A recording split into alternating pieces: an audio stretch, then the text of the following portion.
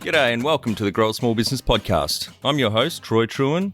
Each week, we speak with an owner who has grown a business with 5 to 30 team members to something bigger. Diving into their numbers and unearthing the pain they've experienced, we explore what they did to overcome each barrier and what they would do differently from day one. Let's get into it. Welcome everyone. Today we're breaking from the usual format and speaking with a subject matter expert on demand-side sales. I'm interviewing Bob Moesta from the Rewire Group on demand-side sales. Thanks for your time today, Bob. Thanks, Troy. Thanks for having me. Let's start with how we know each other. So someone in PR from your publicist reached out a few weeks ago and suggested you might be a good expert to have on the cast. And I jumped at the opportunity straight away because I'm a big fan of your work. And I knew you had a book coming out which launched 22nd of September from memory. Yeah.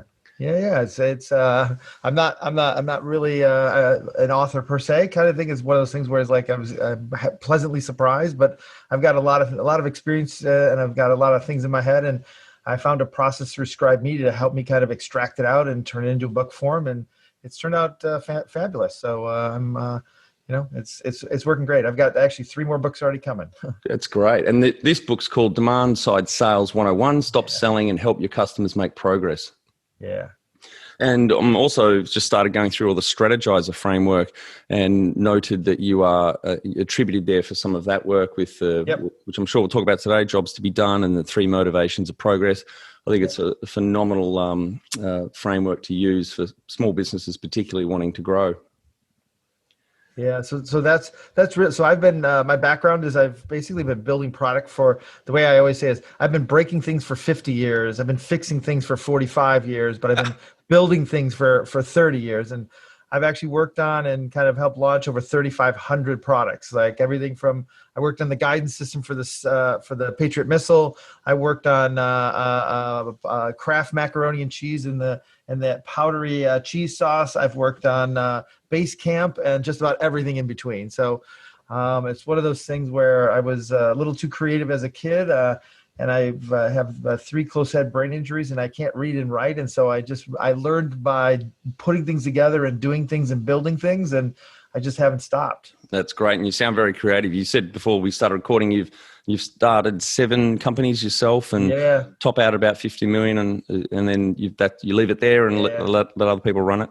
Yeah, I love the small business part. I love the startup kind of, the small kind of try to figure things out in the market, and then building it and standardizing it and kind of then passing it to somebody else to kind of who knows how to manage and run. I would say I'm not a great manager, but I'm a very I'm a hungry creator. And so it's one of those things where my business partner for 17 years is more the scaling person. And so we found each other, like I said, about almost 20 years ago. And it's one of those things, we worked apart for 4 months and we decided we'd never do it again in our lives. Yeah, great. And you're based in beautiful Grosse Pointe, Michigan, on the east part of Michigan there, where the movie Grosse Pointe Blank was filmed, I believe, or based. Yeah, that's right. John Cusack. We're just outside of the city of Detroit, so kind of the Motor City. We're still, still into cars and still into racing and kind of all that fun stuff. But there's just so many other things out there to go build. So it's been a fun time. Great. Well, tell us a bit about your background experience. Maybe start firstly with how people can get in touch with you. What's the best avenue? Oh yeah. So one is LinkedIn is probably the best way to get a hold of me. Twitter, I'm going to be at B Moesta, and then you can always go to the website. It's the Rewired Group. It's a very small firm. It's my 7th startup.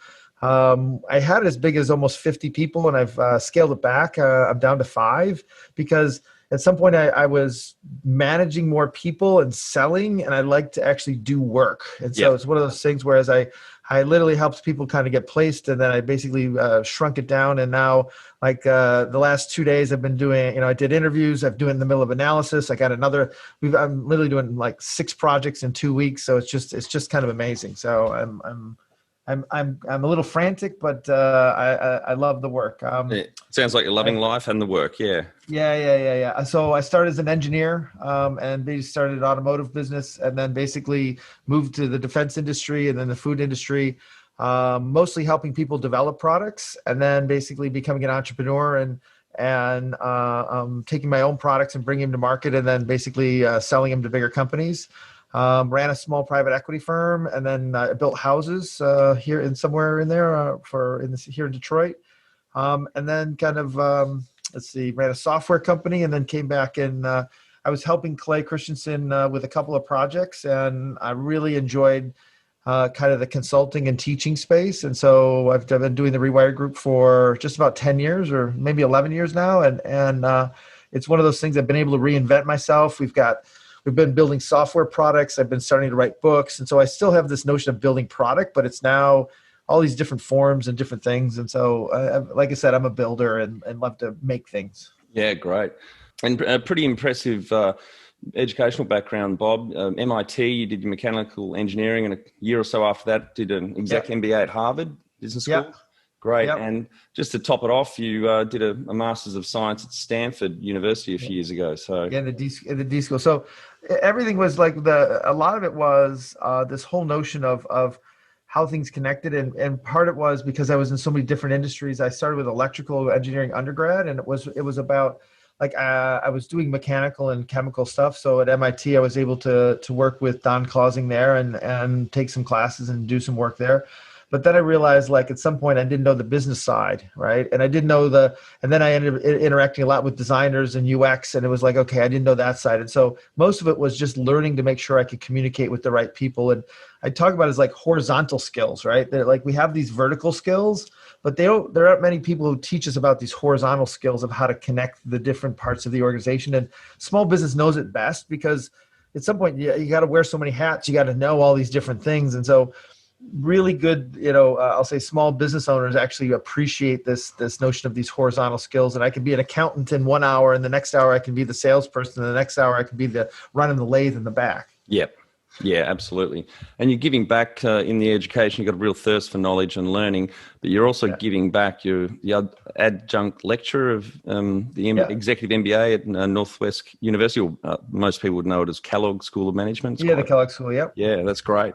And you're enjoying that? I also teach at MIT and Harvard, and then I just did some work at Emory. I've got something at Columbia coming up. And so I guest lecture at these other schools, and then at Kellogg, we're building kind of I'm taking a lot of the tools and methods and techniques that I'm building and kind of wrapping them in their entrepreneurial school. So like the demand side sales book is used in Craig Wortman's class. And so I've got another book called the Learning to Build, which is about the 5 skills of an innovator. And there are different skills that I'm building kind of a class around that as well. So it's the educational platform is forcing me to kind of codify and make explicit a lot of the stuff I just do intuitively. Maybe what are some industries and brands you've worked with?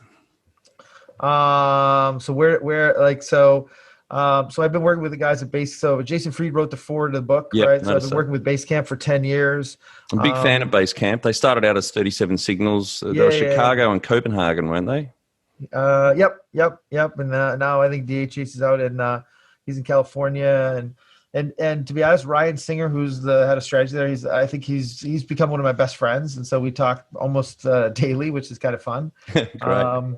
And so always kind of helping them and that kind of stuff. But we've worked in places like MailChimp and, in the software world, we've worked at a lot of I'll say some of the QuickBooks worked there, done work with them. But at the same time, I've worked on cleaning products, bathroom cleaners, home design and architecture.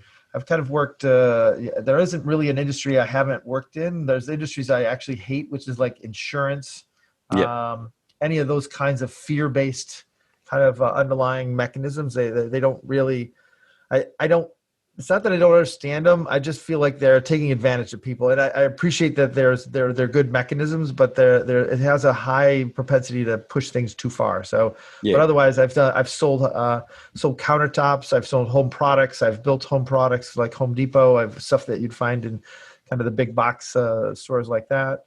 To be honest, when you read the book, you'll find out the one thing that I'm like fascinated with is struggling moments. Yeah. Like I remember sitting at the post office at one point in time and realizing, like, why do I have to stand in line to send this box? This is the craziest thing. And so then I went and found out kind of like who's the head of innovation at the post office, went and basically, kind of talked to him about it, and then went and found jobs. And then help them come up with here in the US, we have like the flat fee box. This is like in 2000. Yeah. Like, look, I'm going to buy the box and you can put bricks in it and I'll still ship it for this amount. Like, that's what I need. That's great. Yeah. Very good. So I'm always looking for struggling moments and where people struggle and how to overcome struggling moments. Cause I think that's the seed of all innovation is that notion of the struggling moment. Yeah. I've never heard it framed that way, struggling moments, but that's a very good way to think about it. And can you outline for the audience what demand side sales is? Yeah. So I think part of this starts is the fact is like when you go to business school and you learn everything around business and you realize there's no sales class. Like what's up with that? Like there's a marketing class and there's a finance class and there's a HR class and there's all, but like sales and having done 7 startups, you realize like sales is the hardest part of any business there is. So I started with talking to Clay, who's one of my mentors for a long time about him. Like, why are there no sales professors? And he basically said there's primarily because there's no theory. It's just a set of techniques. You just learn product and you learn a bunch of sales techniques and you put it together. It goes in a process. There's nothing special about it. I'm like, you got to be kidding me. It's the hardest thing in the world. It is. And so when we started to unpack it, I realized like, well, this process of jobs to be done, which is people don't buy products, they hire them to do a job in their life, which is the frame I've been wrapping around innovation forever. Turns out that I can apply that to sales. Like most people talk about how to sell something, but all of sales should be rooted in the aspect of why do people buy things. And so demand side sales is like, let's start the entire sales process by understanding why do people buy?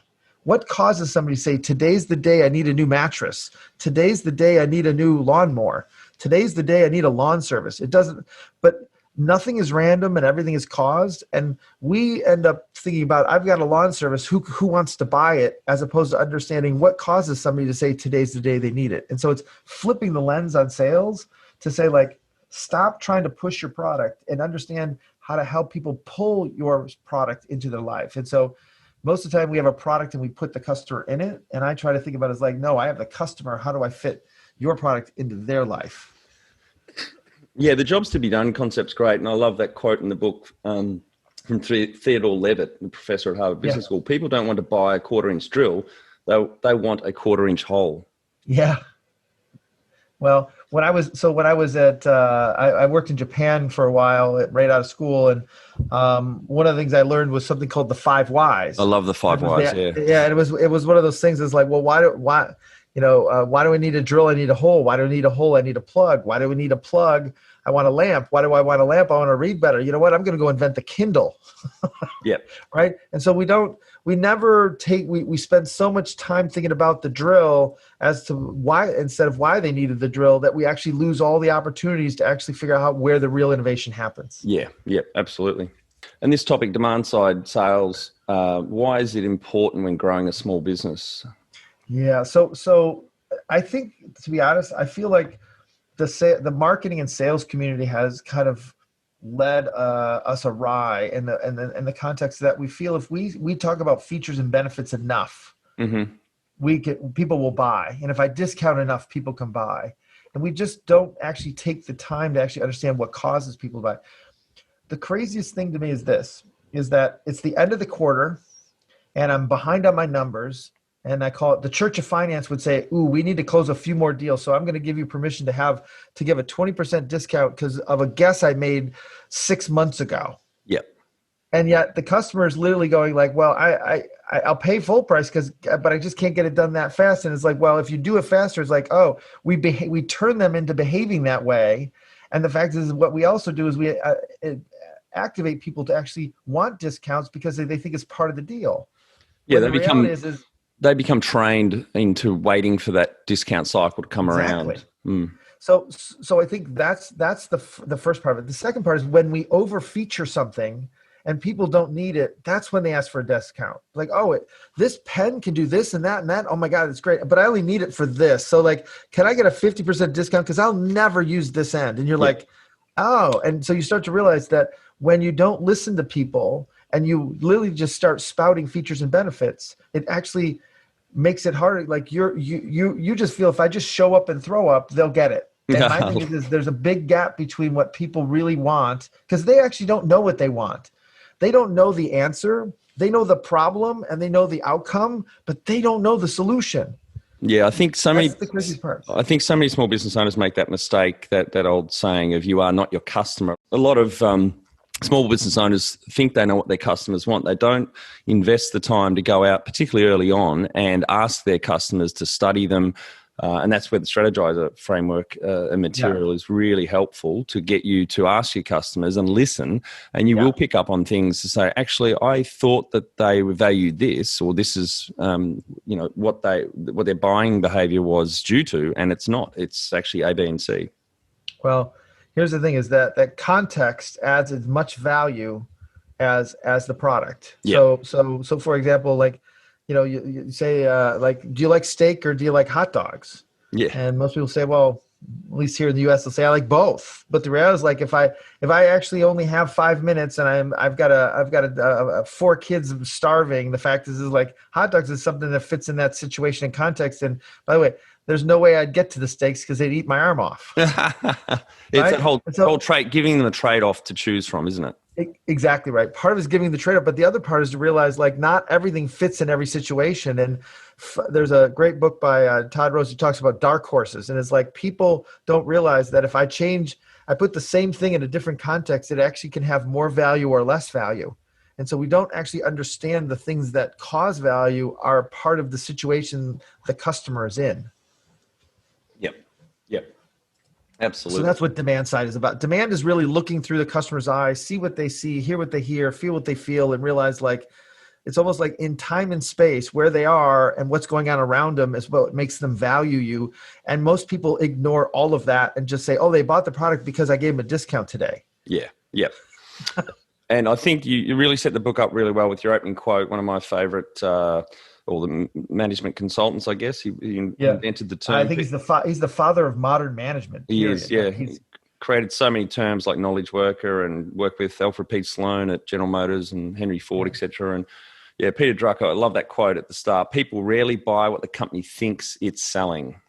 That's right. And his little vignettes with his, I guess, sometimes with his thick Austrian accent back then while he was alive were a bit sometimes hard to understand straight away, but let them sink in. Like, communication is what the listener does. And I just think he nails a lot of great points. There's actually a prequel to that quote, which is like, despite what the business thinks it knows, what it thinks it knows less than what it thinks it knows. Or it's like the fact is like very little about the customer because they don't buy what you think you're selling. Yeah. It's like that whole aspect of, like, the reality is like you have all this information about your customer. My favorite is I'm talking to a company that makes windows and they're like, I know everything about the customer. I'm like, okay, so why are we talking? It's like, well, we just can't seem to piece it together. I'm like, so show me what you know. Well, I know how old they are. I know their house. I know their income. I know what cars they drive. I know everything about them. I'm like, okay, so what causes them to say and they say there's 17 million people out there who want windows every year, but only 1 million buy. I'm like, okay, so great. So you know the answer. Like, no, I don't know why they buy. I'm like, so you don't know what causes them to say today's the day to buy windows. They're like, no. And we go and we literally talk to 10 people, 10 very different people. We find the dominoes, and out of it, we find out it's like, this has to happen and that has to happen and this has to happen for them to say, like, today's the day I'm going to buy windows. It's not one reason or one way. There's 4 different ways. Right. But when people end up in that situation, they'll buy windows. And so what do? We actually start to advertise that way. If you're in this situation, oh my gosh, I could be in that situation. Yeah. They end up growing sales by 20%. That's fantastic. So you use those 4 angles and then join the dots. That's right. And so part of it is being able to understand what we call the forces of progress. What pushes somebody to buy? What pulls somebody to buy? And then what's the context they're in? What's the outcome they want? But then there's the 2 secrets. There's anxiety about buying the new, and there's habit about what do I do with the old? And so what we don't realize is that we typically understand, quote, the pain and the gain, but we don't understand the anxiety and the habit. And so one of the things I did when I built houses, I realized, like, one of the biggest anxieties about moving was the fact this is like, how do I actually move? I got a house that's 3,000 square feet. I'm moving into my condo that's 1,500. What do I do with all my stuff? Yep. and literally built a moving and storage place across the street, and literally said, like, I include moving and 2 years of storage and a place to sort all the crap when your kids come to visit. 22% increase in sales. Wow, that's great. Maybe let's talk a little bit about those 3 motivations of progress. So it's functional, emotional, and social motivations. Yeah, those are so I think about it as like, one is, nobody randomly buys anything. Now, people say, oh, there's an impulse purchase. And that's when you really dig into that and you listen, it's like, I didn't plan to buy it. Like, I did an interview with a guy at a mattress, and he says, God, I had no intention to buy a mattress. It was last Saturday. I was going into Costco, and I was with the family. We're doing all these things. And next thing I know, my wife and I look at it. She's like, yeah, okay, we can get a mattress. I'm running outside, but never had any intention of buying a mattress. I'm like, okay, so how long haven't you been able to sleep? He goes, oh, that's been 2 years. That's a great way to ask that question. Right. And so you start to realize, like, at some point in time, it's like, it's not random, but like, if it's unplanned, they call it impulse, but every purchase is caused. Yep. And we've when you call it random is like the worst word in the world to me. It's like like in my household, it's like a swear word, because random means it's like, well, I'm just going to wait for it to happen. It's luck. Yeah. Like, so I helped Clay with a book. It's called Competing Against Luck. And the whole notion is when you feel lucky, you just wait. And time is the only resource you really have that you can't save.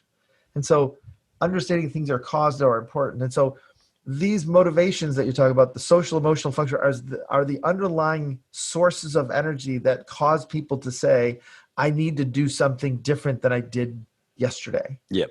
So we want to be able to understand what they are, and then how do we translate them into the dimension of product of what do we do, what do we say, how do we design it, what are the trade-offs we're willing to make. But if I don't, like, I can understand that Uber gets me from A to B, and that you could say, well, the job of Uber is to take me from point A to point B.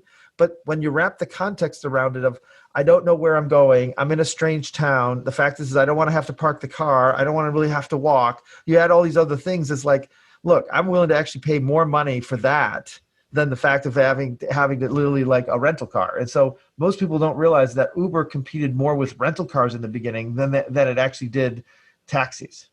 Because it wasn't people who were going to taxis or going to Uber. It was people who weren't renting cars anymore who used Uber. It's funny you should mention that, Bob, because I'm going to Adelaide in a couple of weeks, and I was having that thought in my mind. Should I hire the rental car from the airport, or when I'm the next morning, late afternoon, when I head off into the Adelaide Hills, get it from the city? And I thought, I just want the convenience of walking out of the airport into an Uber, go to the hotel, and I'll sort the car out. I'll pick the car out and sit up in the morning in the city. But now you have a new struggling moment, which is like, well, we've got COVID, and like, do I want to get in somebody else's car? And and then you have the anxiety of like, well, did they clean the car well? And so you start to realize there's different struggling moments. It's actually the same job. It's just actually now has different criteria of how you hire and fire each one because your context has changed. And in marketing, the marketing team can change the copy and the advertising and the words they use to influence behavior once they truly understand the motivations. Yeah. And so the hard part, though, is most of the time marketing wants to only talk about the positive side of copy. But almost every time you think about something new, there's a negative side. There's a push that people are talking about. And half the time people can't see the positive copy because you haven't told them the problem that you actually, or the struggles that you're actually doing it. So like when you're thinking about moving but don't know how to get it done, here, we'll get you into your new house and make it easy. Like the whole aspect of announcing the struggle that you don't know how to actually move helped everybody realize, like, I'm going to go there. Yeah. Great.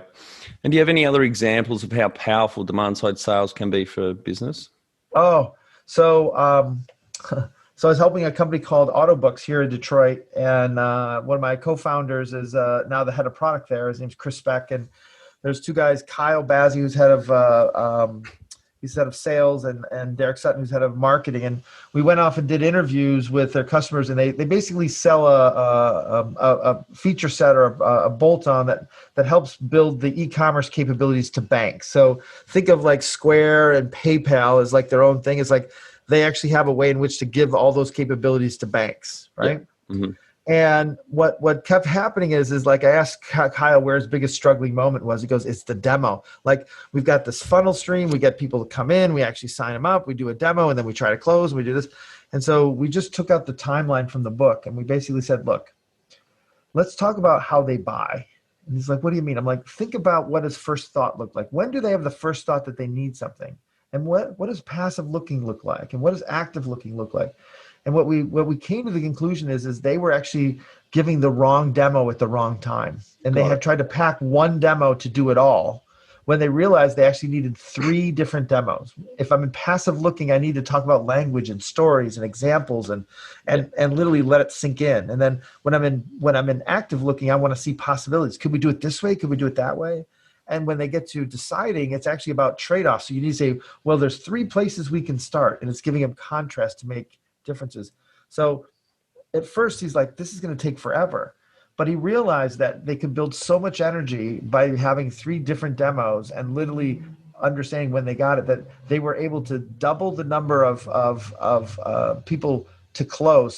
So they almost doubled sales, and they have the time to close. Wow. Right.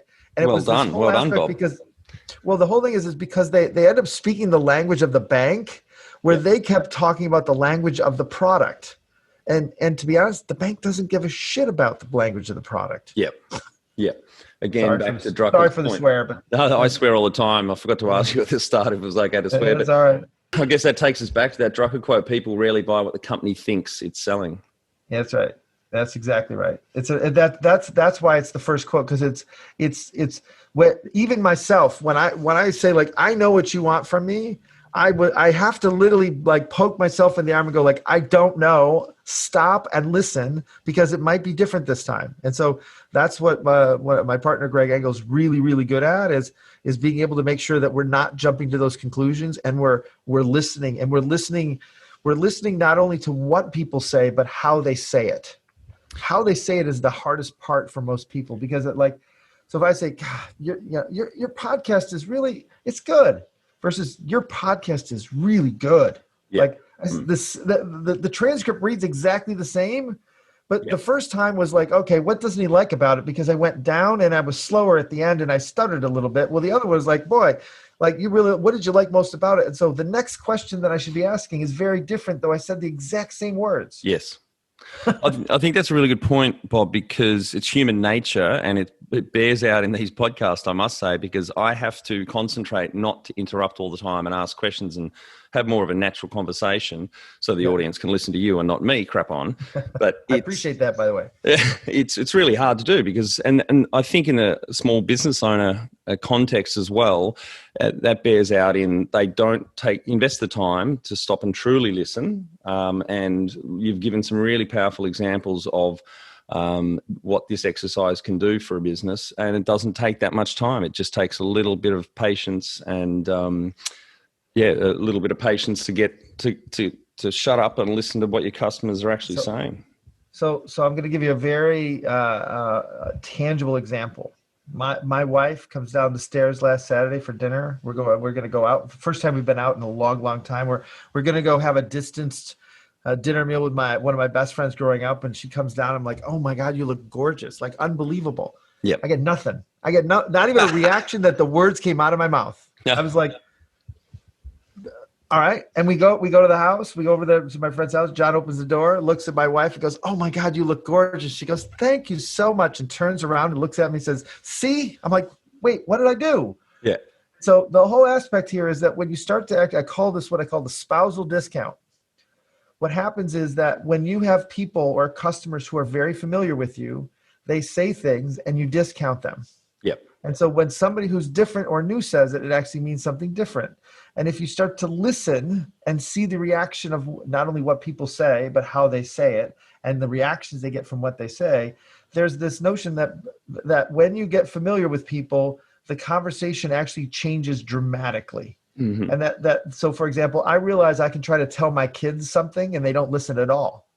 But I can literally go have my friend John take my kids out for breakfast, and they literally will go like, "Oh my God, Dr. Hackenberger said this and this and this." It's like, but it's I just what said I've been that saying for years. I'm like, I've been saying, but they can't hear it. I don't get mad at them. I just realized it's a phenomenon that I have to actually design around. Yep. Most people are trying to, you need to listen to me more. I'm like, why would I waste my time that way? Like that's been a problem for 100 or 1,000 years. Like, I'm not solving that problem. I just know, like, here, John, here's the 5 things to talk to Henry about today. Yeah, absolutely. It's a great parenting trick, and I've used that a couple of times. That's for sure. Yeah. So, but I think it's also with your customers. It's also with when you have familiar things, they're going to say, "Oh yeah, everything's fine." I guarantee, not everything's fine. Yep. And you don't know it because you're not listening, and they're just going through the motions. That's the thing you got to be careful of. Be the change you want to see in your business. Become more productive and less stressed with our free Transform Your Performance online course. Once you see the benefits, put your entire team through the course at no cost. We start out by telling you the secret to guaranteed success, then over 100 lessons help you be more focused, present, productive, and feel more in control about work. growasmallbusiness.com. And Bob, what's one thing you think small business owners do really poorly in this area? So, like, I think most very good small business people are just I think of like a potbelly stove that's just full of energy trying to do so many different things. Yeah. And there's times where you gotta like turn the heat off, and you gotta unplug, and you gotta hear silence for a little bit, because I think the fact is like at some point you can't see some of the important subtle things when you're going 90 miles an hour all the time. And the fact is this is not like go smell the roses, but it's like take 2 days and go read a book and just like unplug. And now but the book will make you think and give you a chance to actually have the space and time from the bit. Like and I'm not the first one to say this, but I always say there's a difference between working in the business and working on the business. Michael Gerber. That aspect of taking that step back and being able to work on the business, but working on yourself as well. I just think you're so caught up into it, and you're the adrenaline junkie of like all that stuff. Is like getting comfortable with silence is a really important thing. Yeah, and I also think building the habit of professional development, which we're about to talk about in a minute. So like you said, taking that time out, whether it is like Bill Gates takes a week or 2 a year and goes into the woods and reads a shit ton of books. Small business owners obviously don't need to be that extreme. It can just be an hour a week. Go for a bushwalk, listen to an audiobook or a podcast for an hour a day, whatever you choose to invest, but make it a habit. Yep. So my favorite is that, and I try to actually replicate this, but like, so being from Detroit, Harvey Firestone, Thomas Edison, and Henry Ford used to go camping for 3 weeks every summer together. Right. Right. Harvey Firestone's the guy who owned Firestone tires. Yep. Right. And Edison, obviously, but it's like, these are 3 people you would not expect to want to even be together. Yeah. Yeah. Right. And the thing that they loved about each other was the fact that they made each other think, and it was almost like, and there was no ego in the room. It was this notion of like, I can ask. So this is why Ryan Singh and I get along so well. Is like, we can just ask each other anything. Yep. And it's like, I have a deep thought, or not even, I think it's a stupid thought. And I go like, that's a pretty deep thought. And you're like, okay. And then we literally end up in the rabbit hole, kind of like thinking about it. And next thing you know, we've got a product. That's great, Bob. That is a great anecdote in history, and obviously 3 very successful business people that have seen the value of, I guess it's peer mentoring and just sitting down and shooting the breeze and talking through ideas. Yeah. Well, let's talk about professional development. Any resources you'd recommend for small businesses who are owners who are growing their business, books or podcasts or online courses in this field? Gosh, there's so many. So like from a small business perspective, I think there's a couple of books. One is there's a book called Dark Horse. I already mentioned it once. It's by Todd Rose. He wrote a previous book called The End of Average, where he talks about how we've actually kind of caved our whole business or our whole society around this notion of average and grades and classifications and stuff. Mm-hmm. But he talks about these companies and these people who appear to come out of nowhere. And it's this aspect of like people who have been honing and refining their craft, but they were like in the wrong place at the wrong time. And then out of nowhere, they end up going to a different industry, and they're like, oh my God, and next thing you know, they're running the industry and nobody knows how they got there. Yeah. And so it's a very good book about this notion of like the struggling moments that you're going after and that you're honing and refining your craft. You have to realize that context is as important, if sometimes not more important, into your success than just, muscling your way through it. Yeah. And so I think it's a great book around that whole aspect of realizing, like, taking a second to take a step back and realize, is there a better context for me? Yep. Great. Any other professional development resources you'd recommend? There's another, I'm a innovation kind of nut, and the notion of called How to Fly a Horse. Yeah. And it's a book by MIT professor, I think it's Kevin Ashton, and he talks about kind of like, he debunks all the notions of or the myths around innovation. Like, you got to be brilliant. You're going to be like Mozart was brilliant. No, Mozart started playing music when he was 5, and it was literally the only thing he did for like 20 years. and the reality is, like it was, he comes back to the conclusion of, like, it's not an aha, it's not an epiphany, it's not about smart people. It's literally about people prototyping and learning, to be us failing and learning and innovating and constantly getting back. And it's hard work that most innovation falls behind than anything else. Yep. And so my belief is that a lot of people are doing hard work, but they're actually not learning enough fast enough. And that where you struggle is where you should actually focus on either eliminating or figure out new ways to do it. Because when you find those, that's opportunities for other people to innovate it and for you to build a new product. So like Basecamp was built out of their frustration of managing information inside the company that then they realized could be sold outside the company. So they were an agency that then flipped into a software company. Yes. Yeah. I love their journey. It's a very admired company. Okay, Bob, we're on to our final few questions here. What do you think is the hardest thing in sales for a small business? I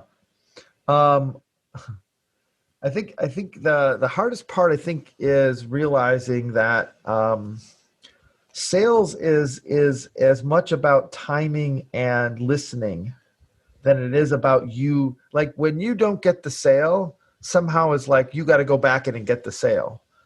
And the reality is like timing is actually them being in the right context to see the value of your product is as important. And what happens is we get so hooked up, and I call it the church of finance, who says, like, you need to actually sell this much by this time to pay this bill to do, like, we end up not realizing how much our sales is driven by finance, as opposed to actually being driven by the market. And you end up making the wrong shortcuts to do that. And so I think that's the one thing. I think the other thing is not that they get lazy, but you end up shorting a lot of things where you're just not listening. You're not really paying attention. Yeah. And so I think the fact of listening, back to listening and hearing not only what people say, but how they say it. Yeah, great. And what's your favorite sales book that you'd recommend people to listen? I think Jeffrey Gitomer's Little Red Book. Yep. Okay. One of my favorites. It's I think it was on my shelf 25 years ago, and it's one of those things. I think it's where I kind of learned the basics of sales out of it. I just think the fact is like the notion of having to push product more than understanding demand is where I went wrong. Yep, great. I'm adding that to my list right now. And final question, what's the one thing you would say to a small business owner starting out in their growth journey on day one? Yeah, I would say double down on struggling moments of your customers. Try not to be, this is not about flash and bang. This is about meat and potatoes. And it's about basically making sure you're helping them make progress. This isn't about kind of wow banging them to get them, getting them in so they'll stay forever kind of thing. It's like, understand where you create value and how you help them. Yep. Fantastic. Great. Well, thanks so much for your time today, Bob. I think the audience will get a lot of value out of what you shared with us today. And I really enjoyed your latest book, and I'm going to go back through the last few books as well when I get through a few others. So thank you very much for your time. Thank you. Thanks for having me on. That's it. Thanks for listening. Please leave a review in iTunes or whatever platform you listen to us on. It means more small business owners will find our cast and help people with their business growth journey.